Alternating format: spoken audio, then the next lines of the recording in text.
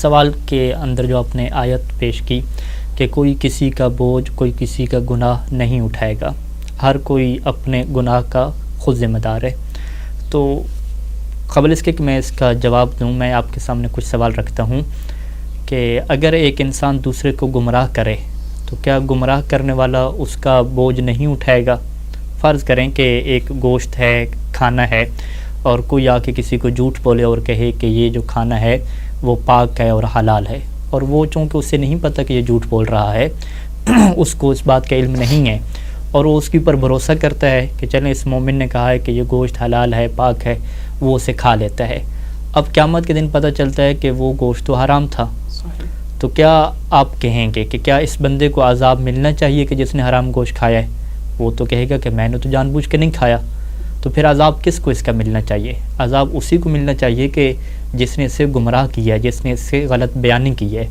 تو اس سے ہمیں کیا سمجھ آتا ہے کہ کوئی بھی اگر کسی کو گمراہ کرتا ہے، کوئی بھی اگر کسی کو غلط بات کی طرف متوجہ کرتا ہے، غلط بات بتاتا ہے، تو وہ جو غلط کام کرنے والا ہے اگر تو وہ بھی جان بوجھ کے اس کی بات پہ اعتماد کر رہا ہے، اس کے پاس اس کی بات کے اوپر بھروسہ کرنے کے لیے کوئی شرعی دلیل بھی موجود نہیں ہے،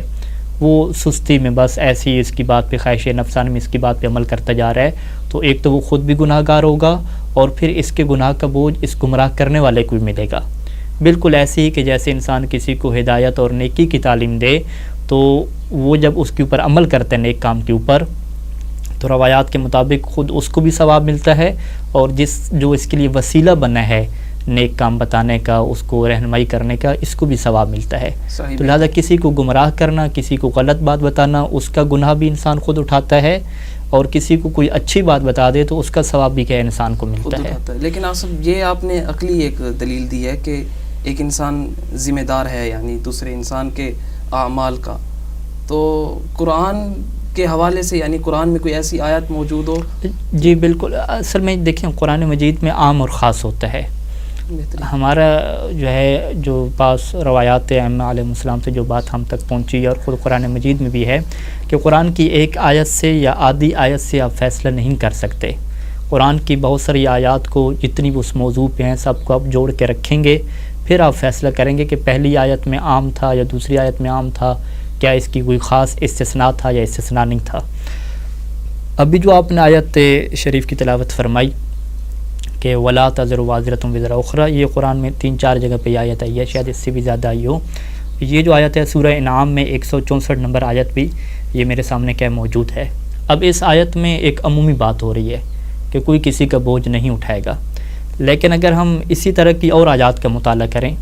جیسے کہ ہم سورہ نحل میں چلے جائیں، سورہ نحل کی آیت نمبر 25، وہاں پہ کیا ارشاد ہوتا ہے؟ بسم اللہ الرحمن الرحیم، لِيَحْمِلُوا أَوْزَارَهُمْ كَامِلَةً يَوْمَ الْقِيَامَةِ وَمِنْ أَوْزَارِ الَّذِينَ يُضِلُّونَهُمْ بِغَيْرِ عِلْمٍ۔ اب قرآن کیا کہتا ہے کہ یہ لوگ قیامت کے دن اوزارہم کاملتاً اپنا بوجھ بھی مکمل اٹھائیں گے، ومن اوزار الذین، اور ان لوگوں کا بھی بوجھ اٹھائیں گے کہ یضلونہم بغیر علم، کہ جن کو ان لوگوں نے گمراہ کر دیا تھا۔ کیسے گمراہ کیا تھا؟ بغیر علم، وہ لوگ تو نادان تھے، لا علم تھے، اب انہوں نے ان کو گمراہ کیا، تو اب قیامت کے دن اپنے بوجھ کے ساتھ ساتھ قرآن کہہ رہا ہے کہ ومن اوزار الذین یضلونہم، یہ ان کا بھی بوجھ اٹھائیں گے کہ جن کو انہوں نے گمراہ کیا ہے۔ اور پھر قرآن کہتا ہے کہ الا ساء ما یزرون، کہ یہ کتنا ہی برا بوجھ ہے کہ یہ جو اٹھا رہے ہیں، ایک تو اپنا بھی مکمل گناہ، اور دوسرا جو دوسرے کا گناہ ہے یہ بھی اٹھا رہے ہیں۔ اب دیکھیں کیا یہ قرآن کی آیت پہلی آیت سے ٹکرا گئی؟ پہلی میں تو قرآن کہہ رہا تھا کہ کوئی کسی کا بوجھ نہیں اٹھائے گا، جبکہ یہاں پہ قرآن کیا کہہ رہا ہے کہ یہ اپنا بوجھ بھی مکمل اٹھائیں گے اور ان کا بوجھ بھی اٹھائیں گے۔ تو اس سے ہمیں کیا نتیجہ ملتا ہے؟ ہم کہیں گے کہ پہلی آیت عام ہے، ایک عمومی بات ہوئی ہے،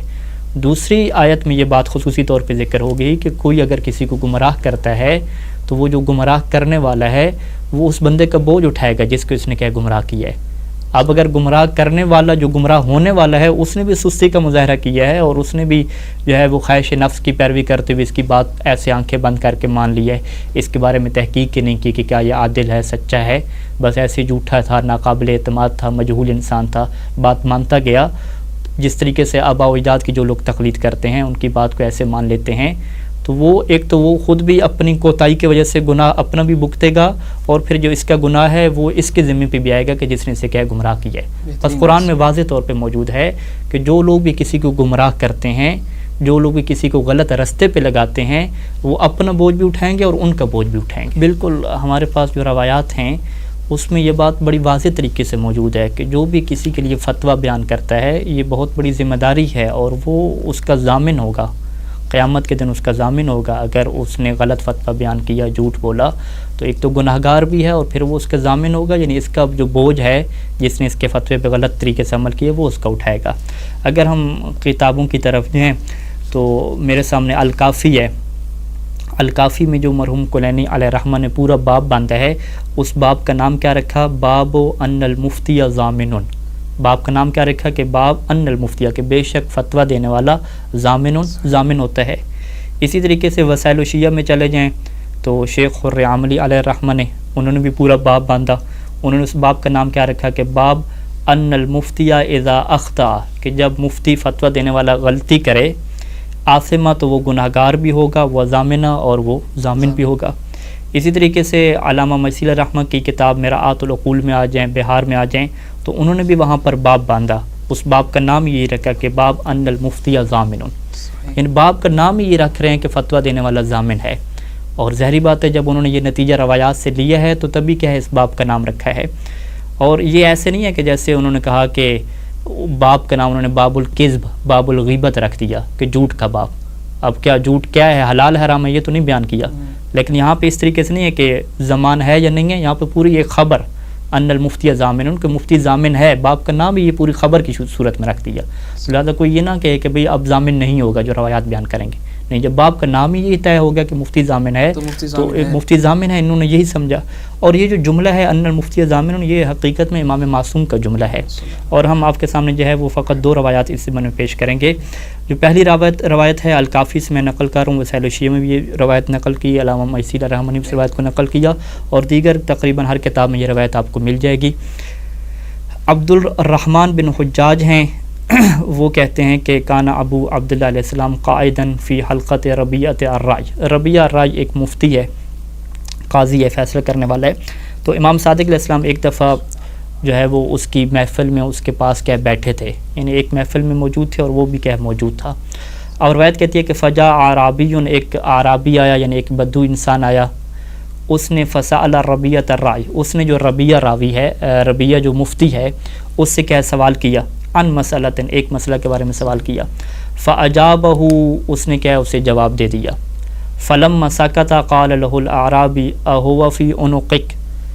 جب وہ جواب دے کر خاموش ہو گیا تو اب بدو نے اس سے سوال کیا، سوال کیا کیا کہ یہ جو جواب تم نے دیا ہے اس مسئلہ شرعی کا، اہو فی عنقک، کیا یہ تمہاری گردن پہ ہوگا، یعنی کیا تم اس کی ضمانت لیتے ہو؟ تو اب روایت کہتی ہے کہ فسکت عنہ الربیہ، ربیہ نے کچھ بھی نہیں کہا، وہ خاموش رہا۔ اب پھر روایت کے اگلے جملے کیا ہیں کہ وہ بالکل چپ رہا، ولم یرد علیہ شیئا، اور کچھ بھی نہیں بولا۔ اب اس اعرابی نے کیا کیا، اس بدو نے کیا کیا، فاعاد علیہ المسئلۃ، جو سوال پہلے پوچھا تھا وہی سوال دوبارہ کیا ہے دہرا دیا۔ اب جیسے وہ سوال اس نے دوبارہ دہرایا تو فاجابہ بمثل ذلک، اس نے وہی پہلے والا جواب دے دیا، پوچھا کہ کیا آپ ضامن ہیں یا نہیں، یہ والا نہیں، وہ جو اس نے پہلے سوال شرعی پوچھا تھا وہی سوال دوبارہ پوچھا۔ صحیح۔ اب جب وہ دوبارہ سوال پوچھا اس نے جواب دے دیا، اب جب اس نے جواب دے دیا تو اب پھر عرابی نے وہی بات پوچھی کہ اہو فی عنقک، کہ ابھی جو تم نے جواب دیا کیا یہ تمہاری گردن پہ ہے، کیا تم اس کی ضمانت لیتے ہو؟ تو پھر روایت کہتی ہے کہ فساکت ربیہ، اب پھر ربیہ خاموش ہے۔ یعنی ہو کیا رہا ہے سسٹم کہ وہ عرابی اور بدو اس سے مسئلہ شرعی پوچھتا ہے تو وہ جواب دے دیتا ہے، لیکن جب اس سے پوچھتا ہے کہ کیا تم اس کی ذمہ داری لیتے ہو تو وہ چپ ہو جاتا ہے۔ پھر وہی مسئلہ شرعی دوبارہ پوچھتا ہے تو وہ جواب دے دیتا ہے، لیکن پھر اس سے پوچھتا ہے کہ کیا یہ تمہاری گردن پہ ہے، ذمہ داری لیتے ہو، پھر وہ چپ ہو جاتا ہے۔ اب جب یہ صورتحال امام علیہ السلام نے دیکھی تو فقال له ابو عبداللہ علیہ السلام هو فی عنقہ، تو پھر امام صادق علیہ السلام نے اس سے کہا، اس عرابی سے، کہ هو فی عنقہ، کہ یہ جو جواب ہے یہ اس کی گردن پہ ہے۔ اس کی گردن پہ کیا مطلب کہ وہ اس کا ضامن ہے، وہ اس کا ذمہ دار ہے۔ پھر امام نے آگے ایک جملہ مزید روایت کا جاری ہے، امام فرمایا کہ قال او لم یقل، قال یہ عرابی یہ جو ربیہ ہے یہ ربیہ کہے یا نہ کہے، یعنی یہ کوئی آپ کو جواب دے یا جواب نہ دے کہ میں ضامن ہوں یا ضامن نہیں ہوں، یہ اس کے باوجود بھی کیا ہوا فی عنقہ، یہ جو فتویٰ اس نے دیا ہے یہ اس کی گردن پہ ہے. اور پھر امام نے کلی قاعدہ بیان فرمایا کہ وہ کل مفتن ضامن، کہ ہر فتویٰ دینے والا ضامن ہوتا ہے. اب یہ جو جملہ ہے وہ کل مفتن ضامن، آپ احادیث کی کتابوں میں چلے جائیں، خود علامہ مسیر رحمٰن شیخ حر عاملی نے اپنی دیگر کتابوں میں اس جملے کو قال الصادق علیہ السلام وکل مفتن ضامن، فقط یہی ایک جملہ کیا ہے روایت کے امام کا لے لیا. تو اب اس روایت میں ہم نے کہا کہ فتویٰ دینے والا قال او لم یقل، وہ آپ کو ذمہ داری کا کہے کہ میں اٹھاتا ہوں یا نہیں اٹھاتا، دونوں صورتوں میں یہ فتویٰ اس کی گردن پہ ہوتا ہے. کیوں؟ وکل مفتن ضامن، کیونکہ ہر فتویٰ دینے والا اپنے فتوے کا ضامن ہوتا ہے. اسی طریقے سے دوسری روایت ہے کہ یہ بھی اسی باب میں ہے الکافی کے، کہ جس میں جو ہے وہ ابو عبیدہ ہے، وہ کہتا ہے کہ امام ابو جعفر علیہ السلام نے فرمایا کہ من افتى الناس بغیر علم ولا ہدى من اللہ، کہ جو لوگوں کو فتویٰ دے بغیر کسی علم کے، یعنی ظن کی بنیاد پہ فتویٰ دے، قیاس کی بنیاد پہ فتویٰ دے، ولا ہدى من اللہ، اور اللہ کی طرف سے جو ہدایت کی چیزیں ہیں قرآن اور حدیث، اس کی ہدایت کے بغیر فتویٰ دے تو لعنتہ ملائکۃ الرحمت، تو اس کے اوپر رحمت کے فرشتے بھی لعنت کرتے ہیں، وہ ملائکۃ العذاب، اور عذاب کے فرشتے بھی اس کے اوپر لعنت کرتے ہیں. اور پھر یہ جو اگلے جملہ امام نے فرمایا کہ ولاحقہ وزر من عامل بفتیاہ، ولاحقہ اس مفتی کو مل جائے گا، کیا مل جائے گا؟ وزر، وہ بوجھ، وہ گناہ مل جائے گا کہ من عامل بفتیاہ، کہ جس بندے نے اس کے فتوے کے اوپر عمل کیا ہے اس بندے کا وزر اور اس بندے کا گناہ اس مفتی کو لاحقہ مل جائے گا قیامت کے دن. اب اس روایت میں امام نے فرما دیا کہ جو لوگوں کو غلط فتویٰ دیتا ہے، اب غلط فتوے کے دینے کی بنیاد پہ جو ان کے غلط فتوے پہ عمل کر رہا ہے، تو اب ان کے جو عمل کا گناہ ہے وہ کس کو مل جائے گا؟ اسی مفتی کو مل جائے گا. اور یہی وہ بات ہے کہ آپ مختلف الفاظ اس کے تعبیر کر لیں کہ یہ اس کی گردن پہ ہے، یہ اس کا ضامن ہے، اس کا بوجھ اس سے ملے گا. تو سب کا خلاصہ کیا ہے کہ جو بھی فتویٰ دیتا ہے وہ ذمہ دار ہوتا ہے. اگر اس نے غلط فتویٰ دیا ہے جان بوجھ کے، اپنی طرف سے قرآن و حدیث سے ہٹ کے فتویٰ دیا ہے، تو یقیناً وہ گناہ گار ہے. اور گناہ گار ہے تو وہ بلکہ نہ فقط خود اپنا گناہ اٹھائے گا، بلکہ جو اس کے فتوے پہ عمل کرتا جائے گا وہ بھی کیا گناہ گار ہے. اسی وجہ سے ہمارے یہاں ہے کہ آپ کسی بھی اگر مفتی کی تقلید کرتے ہیں تو ہر قسم کے مفتی کی اندھی تقلید نہ کریں، بلکہ پہلے دیکھ لیں کہ کیا اس کے اندر شرائط فتویٰ بھی موجود